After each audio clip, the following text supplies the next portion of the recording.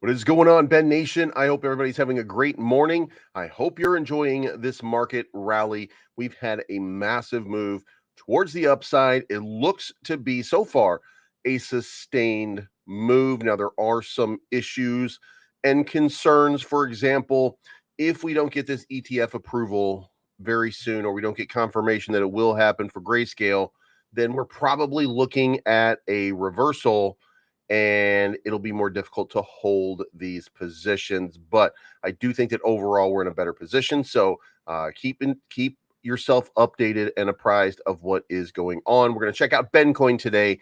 We are looking at a piece of information that came out yesterday, and we're going to do some quick charting. And both charts look a little bit, I want to say, odd, if you will. But let's get into the news part of it first today instead of the chart, which we'll wait for just a few minutes for. Check out our weekly schedule for the week below. Today at 1 p.m. Eastern Standard Time, there will be a Q&A with Ryan, hopefully Ben, and Cassie in the Telegram. And then tomorrow, there's going to be live charting at 4 p.m. in the Discord voice chat. So great opportunities for you to get educated a little bit more about what is going on in this cryptocurrency market and what is going on specifically with Ben. If you haven't already, make sure that you get ready for that and make sure that you pay attention because that's going to come pretty soon and should be pretty cool. Next up, USDT market looks like it's playing out exactly as I said. We had the breakout to the upside off of this pennant pattern. It continued to move upwards. It's moving a little sideways, not as aggressive and not as robust as I would think. However, the broader market is now pumping super hard, which means that a lot of the oxygen gets sucked out of meme coins that were meant to run. And I do think that Ben is probably meant to run. I do still believe that we're gonna get a move here. And then a move to 65, probably a retest here, then a move up into the 8 range. It won't look exactly like mine says here. And then a move back down here, and then a move to 1,000. By the time we get to the 31st, and by the way, if you look at the chart, I probably did it exactly at the 31st because, yeah. So, but that's over the next couple of days for this V2 launch. Now, once the V2 is launched, that's usually the grounds for a major and massive sort of correction. I'm using that as a massive look.